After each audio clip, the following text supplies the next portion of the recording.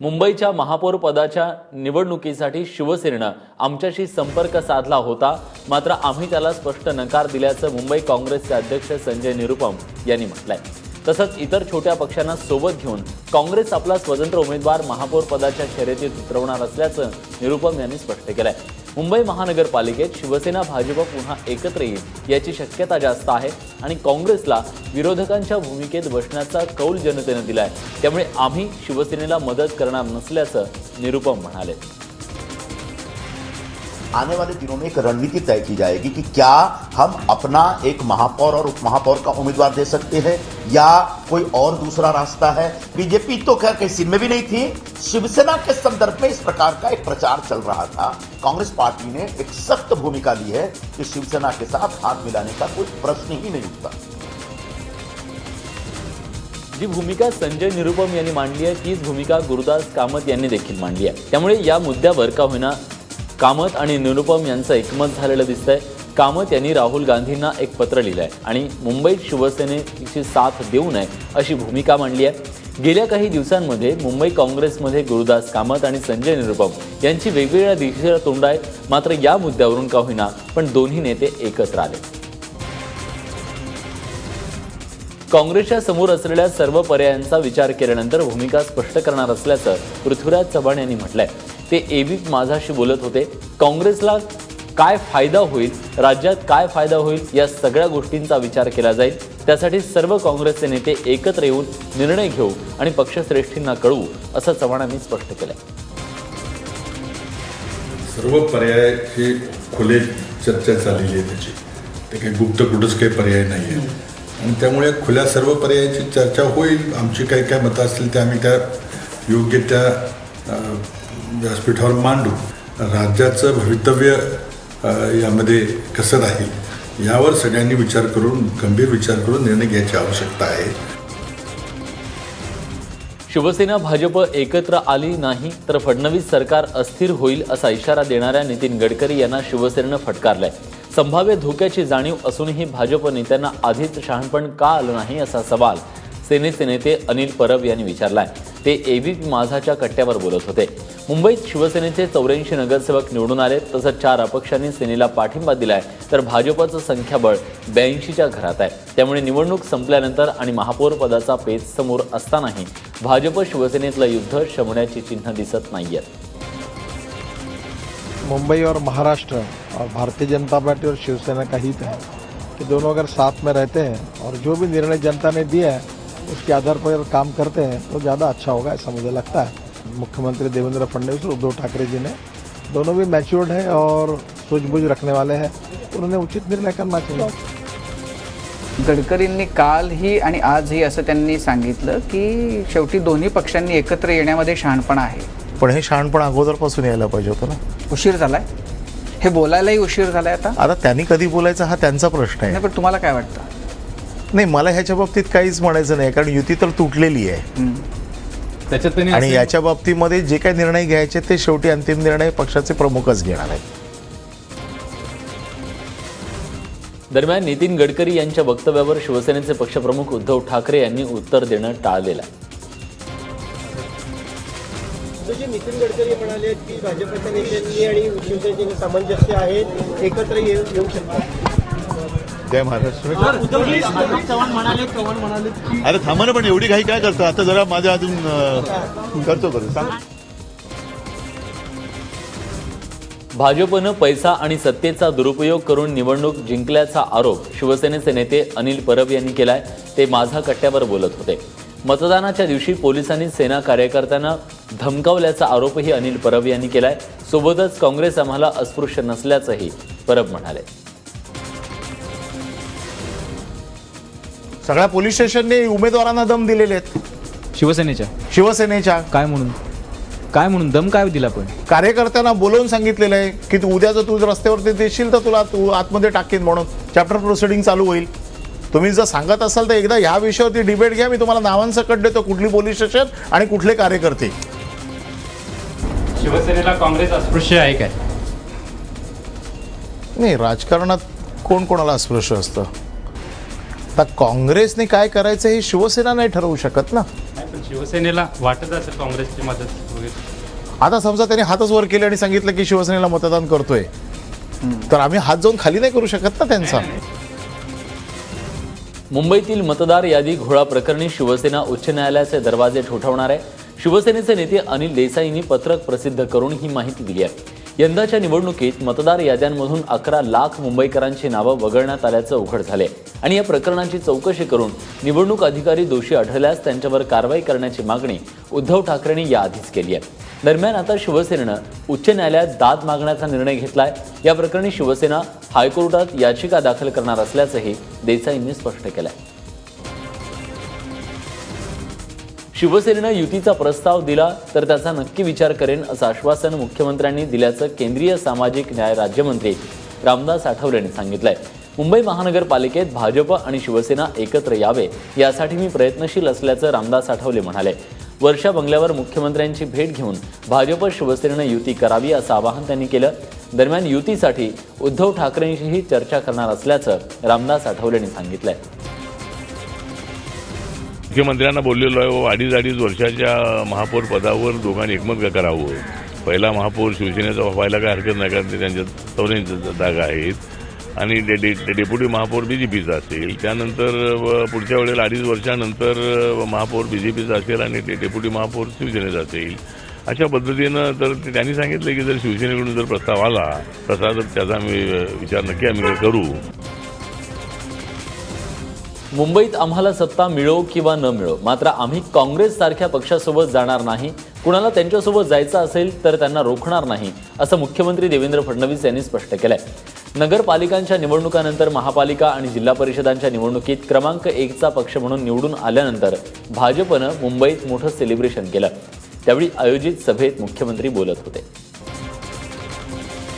महानगरपालिका असतील, जिल्हा परिषद असतील, महापौरांच्या निवडणुका, जिल्हा परिषद अध्यक्षांच्या निवडणुका, पंचायत समितीच्या सभापतींच्या निवडणुका होणार आहेत. या निवडणुका होत असताना एक गोष्ट मात्र अतिशय स्पष्ट आहे की आम्हाला सत्ता मिळो का न मिळो, काँग्रेस सारख्या पक्षासोबत काय वाटेल ते झालं तरी भारतीय जनता पार्टी जाणार नाही. मुख्यमंत्री देवेंद्र फडणवीस यांनी रायगडावर जाऊन छत्रपती शिवाजी महाराजांचं दर्शन घेतलं. नुकत्याच झालेल्या महानगरपालिका आणि जिल्हा परिषदेच्या निवडणुकीत भाजपला घवघवीत यश मिळालंय. त्यानंतर मुख्यमंत्री, भाजपचे प्रदेशाध्यक्ष रावसाहेब दानवे, चंद्रकांतदादा पाटील, सुधीर मुनगंटीवार आणि विनोद तावडे किल्ले रायगडावरती पोहोचले. या पुढचं आव्हान पेलण्यासाठी महाराजांचा आशीर्वाद मिळावा म्हणून रायगडावर आल्याचं फडणवीसांनी सांगितलं.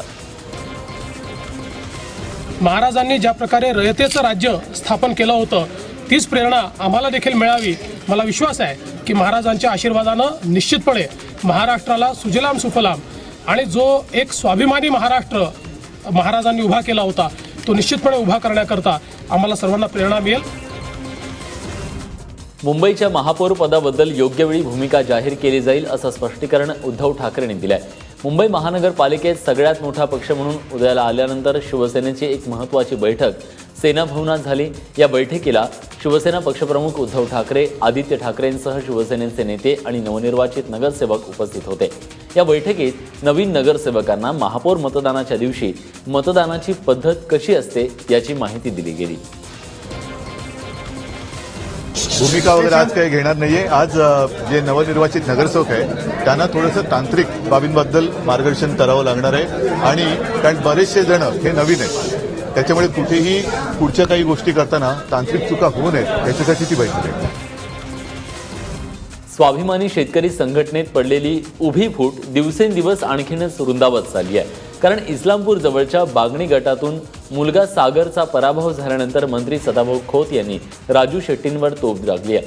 शेतकऱ्यांच्या पिकावर ताव मारणारी पाखरं टिपण्यासाठी मी गोफणीत गुंडा घालून तयार आहे असं सूचक विधान सदाभाऊंनी केली आहे. इतकंच नव्हे तर माझा हिटलरशाहीवर नाही तर गांधीवादी विचारांवर विश्वास असल्याचं म्हणत राजू शेट्टींच्या कार्यपद्धतीवर सदाभाऊंनी कोरडे ओढले. पाखरांना बी हाणलं जाईल काय जे काही सध्या पाखरं येत आहेत की हे बाबा पीक संपवून टाकू त्यांच्यासाठी बी गोपन चांगली घेतलेली आहे. काय योग्य वेळी गोपन फिरल त्यावेळी गोपन पाखरं जातील शिवारावर नव्हतं. महात्मा गांधी अभ्यासलेला आहे आणि महात्मा गांधीच्या विचारावर माझा 100% विश्वास आहे. मी 80च्या मार्गाने जाणारा माणूस आहे. हिटलर कधी वाचावं मला वाटलं नाही. त्यामुळे व्यक्ती स्वातंत्र्याच्या आड जर कोणी येणार असेल तर ते झुगारून लावलं. काँग्रेसचे प्रदेशाध्यक्ष अशोक चव्हाण यांच्यावर नागपुरात शाईफेक करणाऱ्या ललित बघेल याला मारहाण करणाऱ्या 5 जणांच्या विरोधात पोलिसात गुन्हा दाखल करण्यात आलाय. ललित बघेलनं केलेल्या तक्रारीवरून काँग्रेस शहर अध्यक्ष विकास ठाकरे, अभिजित वंजारी, इर्शाद अली, नौशाद अली आणि राजू भोतमांगे या 5 जणांच्या विरोधात मारहाणीचा गुन्हा दाखल झालाय. मात्र अद्याप कोणालाही अटक झालेली नाहीये. चव्हाणांवर शाईफेक करणारा ललित बघेल सतीश चतुर्वेदी गटाचा तर विकास ठाकरे मुत्तेमार गटाचे आहेत. दरम्यान सदाभाऊ खोत आणि राजू शेट्टी यांच्यात वाद घडवण्यात चंद्रकांतदादा पाटील यांचा मोठा हात असल्याचा आरोप काँग्रेसचे नेते सतीश पाटील यांनी केलाय.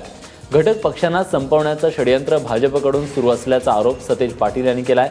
हा राजू शेट्टी आणि सदाभाऊ खोत यांच्यातला नसून कोल्हापूरचे पालकमंत्री चंद्रकांतदादा पाटील यांनी तो निर्माण केलेला वाद असल्याचा आरोप देखील सतीश पाटलांनी केला. राजू शेट्टी आणि सदाभाऊ खोत यांची फूट ही काय त्यांच्या दोघांच्या वादातली फूट नाही, भाजपनं केलेली फूट आहे. म्हणजे सदाभाऊ सारखा एक कार्यकर्ता राजू शेट्टीपासून बाजूला कसा जाईल हा प्रयत्न केला. भाजपनं सगळ्यात जास्त या कोल्हापूर जिल्ह्यामध्ये टार्गेट कुणाला केलं असेल तर ते राजू शेट्टीला केलं. कोल्हापूर जिल्हा परिषदेत कोणत्याही पक्षाला स्पष्ट बहुमत न मिळाल्यानं त्रिशंकू परिस्थिती निर्माण झाली आहे. कोल्हापूर जिल्हा परिषदेत 67 जागांपैकी भाजप आणि काँग्रेसला प्रत्येकी 14, राष्ट्रवादीला 11, जनसुराज्याला 6, सेनेला 10 तर स्वाभिमानीला 2 आणि इतरांना 9 जागा मिळाल्यात. एकीकडे शिवसेना, जनसुराज्य आणि इतर घटक पक्षांना घेऊन जिल्हा परिषदेवर भाजपचा अध्यक्ष व्हावा यासाठी भाजपनं प्रयत्न सुरू केलेत, तर भाजप सोडून राष्ट्रवादी आणि इतर घटक पक्षांना सत्ता स्थापनेचा प्रयत्न काँग्रेसच्या सतेज पाटलांकडून सुरू आहे. निवडणुकीपूर्वी घडलेल्या घटना, निवडणुकीच्या दरम्यान केले गेलेले आरोप प्रत्यारोप हा एक युद्धाचा भाग असतो आणि निवडणुका संपल्यानंतर ते सगळं विसरून विकासासाठी एकत्र काम करायला लागतं. आता भारतीय जनता पार्टीला थोडंसं शॉर्टफॉल आहे, त्यामुळे तर भारतीय जनता पार्टी आव्हान करणार शिवसेनेला की तुम्ही आम्हाला बरोबर पाहिजे. शुक्रवारी रात्री पुण्यात अभाविप आणि SFIच्या विद्यार्थ्यांमध्ये झालेल्या राड्याचा व्हिडिओ आता समोर आलाय. ABP माझाच्या हाती हा व्हिडिओ लागलाय. शुक्रवारी अभाविप आणि SFIच्या कार्यकर्त्यांमध्ये झालेल्या मारहाण प्रकरणी पोलिसांनी 9 विद्यार्थ्यांना अटक केली आहे. तसंच प्रकरण चिघळू नये म्हणून कॅम्पसमध्ये मोठा पोलीस फौजफाटा तैनात करण्यात आलाय. सैनिकांबद्दल आक्षेपार्ह वक्तव्य करणारे आमदार प्रशांत परिचारक यांच्या निषेधार्थ SFIच्या विद्यार्थ्यांनी पोस्टर्स लावले. त्या पोस्टरवर भाजपचा उल्लेख असल्यानं अभाविपनं आक्षेप घेतला आणि दोन्ही संघटनांच्या कार्यकर्त्यांमध्ये हाणामारी झाली. लातूर जिल्ह्यातल्या केंद्रेवाडीत पिण्याच्या पाण्यातून विषबाधा झाल्यानं 40 जणांची प्रकृती अत्यवस्थ झाली आहे. केंद्रेवाडीतल्या हौदातून गावाला पाणी पुरवठा करण्यात आला. याच हौदातील पाणी प्यायल्यानं अनेकांना उलट्या, जुलाब आणि चक्कर येऊ लागली. त्यानंतर 40 जणांना तातडीनं अहमदपूर इथल्या सरकारी दवाखान्यात दाखल करण्यात आलं. ज्या हौदातून गावाला पाणी पुरवठा होतो त्या हौदात कोणीतरी सूडबुद्धीनं थायमेट हा विषारी पदार्थ टाकल्याचा अंदाज गावकरी व्यक्त करतायत. तब्बल 19 कसोटी अपराजित राहिल्यानंतर भारताला अखेर पराभवाची चव चाखावी लागली आहे.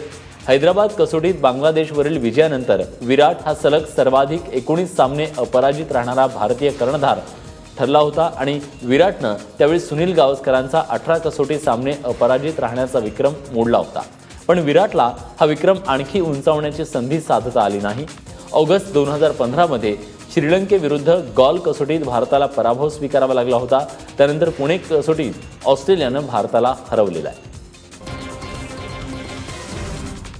देशाची आर्थिक राजधानी अर्थात आणि महाराष्ट्राचं सत्ता केंद्र असलेली महानगरी मुंबई, याच मुंबईचं वैभव दाखवणारा एक फोटो थॉमस पॅस्के या फ्रेंच अंतराळवीरानं टिपलाय. थॉमस हा युरोपियन स्पेस एजन्सीचा अंतराळवीर असून सध्या आंतरराष्ट्रीय अंतराळ स्थानकात वास्तव्य करतोय. अंतराळ स्थानक भारतावरून जात असताना त्यानं हा फोटो टिपलाय. शनिवारी पहाटे ट्विटरवर त्यानं तो फोटो शेअर केला. प्रकाशानं उजळून निघालेलं मुंबई शहर, विमानतळाच्या X आकारातल्या धावपट्ट्या, अंधारलेला संजय गांधी राष्ट्रीय उद्यानाचा भाग हे सगळं काही या फोटोत स्पष्टपणे दिसतंय.